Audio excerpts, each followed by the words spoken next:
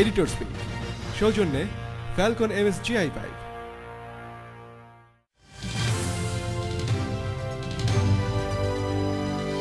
Independent television, 24 ঘন্টায় খবর। Facebook, ভাইবার সহ ইন্টারনেট ভিত্তিক বিভিন্ন সামাজিক যোগাযোগ মাধ্যম আর কতদিন বন্ধ থাকবে সে বিষয়ে এখনো সিদ্ধান্ত নেয়নি সরকার। ডাক ও টেলিযোগাযোগ প্রতিমন্ত্রী তারানা হালিম বলেছেন, জননিরাপত্তার দিকে সবচেয়ে বেশি জোর দিচ্ছে সরকার। তিনি জানান, আশঙ্কা দূর হলেই এগুলো খুলে দেওয়া হবে।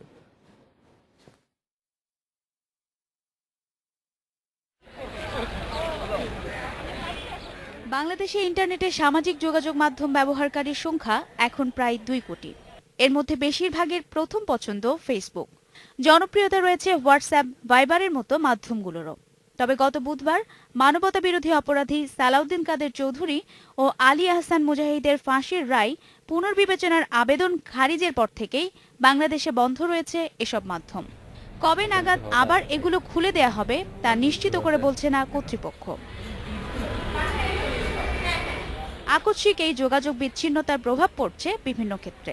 ঘনিষ্ঠজনের সাথে যোগাযোগ, গ্রুপ চ্যাটে ক্লাস, পরীক্ষার রুটিন শেয়ার সহ শিক্ষা কার্যক্রম ব্যাহত হচ্ছে অনেকের।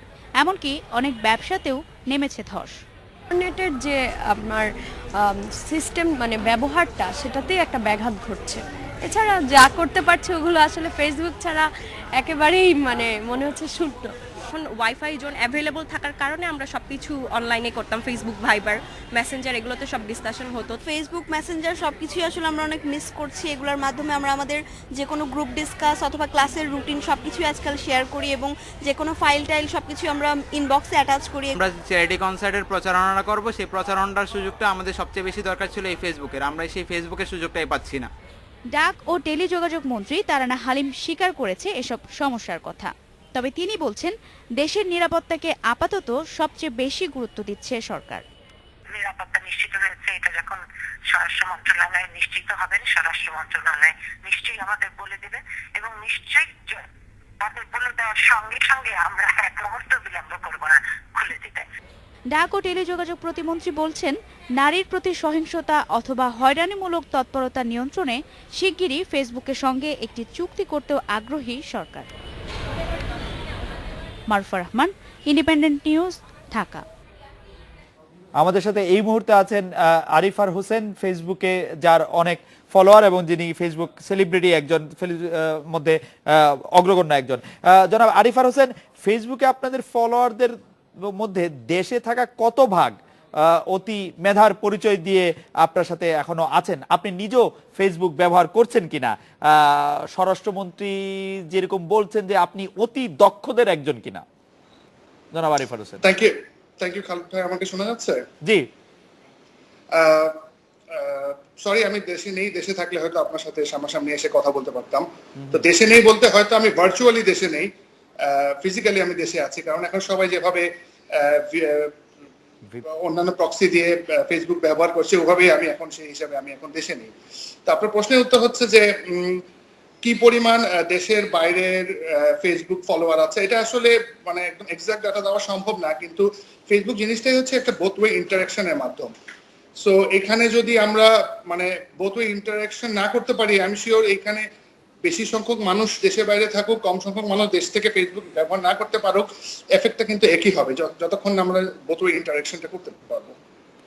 জনাব আরিফার হোসেন, আপনি কি মনে করেন যে এর আগে আমরা ফেসবুক এবং সহ অন্যান্য সামাজিক মাধ্যম, আমরা ভাইবার বা হোয়াটসঅ্যাপের কথা বলছিলাম, যেভাবে ব্যবহার করা হয়েছে, তাতে করে কি একটি হুমকি থেকেই যায় যে কোনো না কোনো ধরনের নাশকতা এই সামাজিক গণমাধ্যমের বড় শক্তিটিকে ব্যবহার করে করার একটি চেষ্টা হতে পারে? আপনি কি এটি মনে করেন?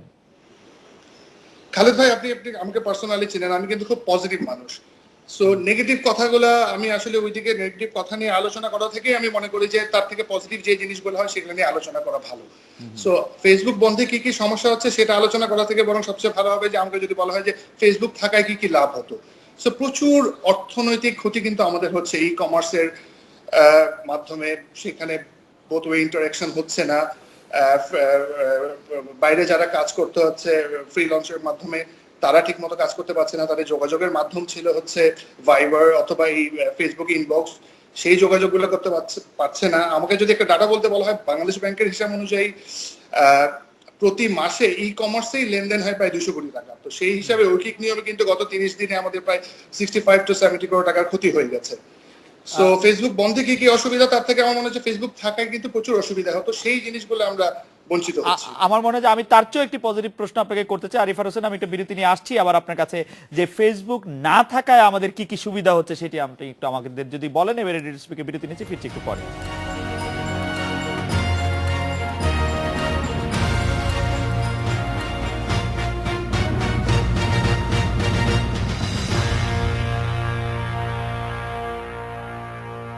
আরিফার হোসেন আছেন আমাদের সঙ্গে। জনাব আরিফার হোসেন, আপনার কাছে জানতে চাইছিলাম একটি চূড়ান্ত ইতিবাচক প্রশ্ন, ফেসবুক না থাকাতে আমাদের কি কি সুবিধা হচ্ছে? সুবিধা নিঃসন্দেহে আমাদের মতো মানুষদের জন্য হচ্ছে, যারা আমরা ফেসবুকটাকে গল্প লেখা অথবা চেক ইন দেওয়ার জন্য ব্যবহার করতাম। আমাদের প্রোডাক্টিভিটি বাড়ছে, অফিসে ভালো সময় দিতে পারছি, বাসায় আসছি, মেয়েরা খুশি হচ্ছে, ফ্যামিলি খুশি হচ্ছে, আমাদের জন্য অবশ্যই এটা প্রোডাক্টিভিটি বাড়ছে। কিন্তু এটা আবার মাথায় রাখতে হবে যে ফেসবুক ইউজ করে যারা ভার্চুয়াল অফিস করতো তাদের কিন্তু প্রোডাক্টিভিটি কমছে। সো এই বিষয়টাও কিন্তু আমাদের মাথায় রাখতে হবে, কারণ ফেসবুক পেজকে ভার্চুয়াল ব্যবসা মনে করে কিন্তু এরকম প্রায় if I am not wrong 2500 Facebook page আছে যারা যেটাকে ভার্চুয়াল অফিস হিসাবে ব্যবসা চালাচ্ছে। জনাব আরিফার হোসেন, আমি অবশ্য এই কথাটি মানতেই পারছি না যে আমাদের স্বরাষ্ট্রমন্ত্রী বলছেন যারা ফেসবুক ইউজ করছেন বাংলাদেশ থেকে তারা নজরদারিতে থাকছেন। মানে আপনি আমাকে ফেসবুক ব্যবহার করতে না দিতে পারেন, আপনি আমাকে নজরদারিতে কেন রাখবেন? আমি যেভাবে ইউজ করি ফেসবুক, আপনি আমাকে ফেসবুক ব্যবহার করতে না দেওয়াটা কবে থেকে বেআইনি হলো ফেসবুক ব্যবহার করাটা? না, এই বিষয়ে আসলে আমি কমেন্ট করতে চাচ্ছি না, কিন্তু উনি যেটা বলেছেন আমার মনে হয় উনি যেটা বলতে চেয়েছেন ওটা ঠিকমতো বলতে পারেনি। কারণ ফেসবুক ব্যবহার না মানে কোনোভাবে ব্যবহার করাটা বেআইনি, এটা আমি আসলে মানে আমি এটার সাথে মানতে পারছি না কথাটা, ওনার কথার সাথে। আরো একটি বিষয় যে আমরা অন্য আরেকটি বিষয়ে দেখছি যে সামাজিক যোগাযোগ মাধ্যম ব্যবহার করে এবং মোবাইলে বার্তা পাঠিয়ে রাজনীতিবিদ ও বুদ্ধিজীবীদের হুমকি দেওয়ার অভিযোগে আজকে দুজনকে গ্রেপ্তার করেছে পুলিশ। অবাধ তথ্য প্রবাহ প্রযুক্তির সুযোগ নিয়ে অপরাধ কর্ম করার হলে তা প্রতিরোধে তা বন্ধ করে দেওয়াই কি একমাত্র উপায়, না আর কোনো উপায় আছে? নিঃসন্দেহে বন্ধ করে দেওয়ার কোনো উপায় হতে পারে না, কারণ যে হাতুড়ি দিয়ে আমি জানলার গ্লাস ভেঙে চুরি করতে পারি সেই হাতুড়ি দিয়ে কিন্তু আমি একটা রড সোজা করতে পারি। So it depends how we use it. তবে হ্যাঁ, এটা একটা মাথায় রাখতে হবে যে সিম ক্লোন হচ্ছে, আজকে যে দুজনকে গ্রেফতার করা হলো, এই জিনিসগুলোতে অন্তত বোঝা যাচ্ছে যে তারা খুব অ্যাডভান্স। সো আমাদের আইন শৃঙ্খলা বাহিনীকে আরো অ্যাডভান্সড হতে হবে। অ্যাডভান্সড হওয়া মানে নয় যে সেটা বন্ধ করে দেওয়া, বাসায় ঢাকা শহর থেকে হাতুড়ি বিক্রি করা বন্ধ করে দিলাম বা ফেসবুক বন্ধ করে দিলাম। That doesn't necessarily mean that আমাদের আইন শৃঙ্খলা বাহিনীকে আরো স্মার্ট হতে হবে। জনাব আরিফার হোসেন, আমি খুব জানতে চাই যে এইবারের মধ্যে দিয়ে তো আর এটি শেষ থাকবে না, ভবিষ্যতে নানা কারণে নানা ধরনের সরকার নানা রকম ভাবে এই ইন্টারনেটের মাধ্যমগুলি বন্ধ করে দিতে চাইবেন কিনা, বা আপনার কাছে কি মনে হয়, আপনি আশঙ্কা করছেন কিনা যে এরকম হতে পারে?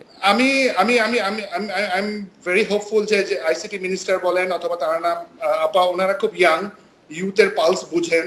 তো আমি শিওর তারা কোনো অল্টারনেট ওয়ে বের করতে পারবেন যে ফেসবুক ব্যবহার করে খারাপ কিছু যেন বন্ধ করার জন্য ফেসবুকটা বন্ধ না করে দেওয়া ছাড়াও আমি শিওর আর অন্য কোনো ওয়ে ব্যবহার করতে পারবে। কারণ এটা বন্ধ করে কিন্তু লস কিন্তু আমাদের ফাইন্যান্সিয়াল লস কিন্তু অনেক জায়গায় হচ্ছে। আরিফার হোসেন, আপনাকে অনেক ধন্যবাদ। এই ছিল আজকের রেডিও স্পিকে আমন্ত্রণ, আমাদের পরের আয়োজনে।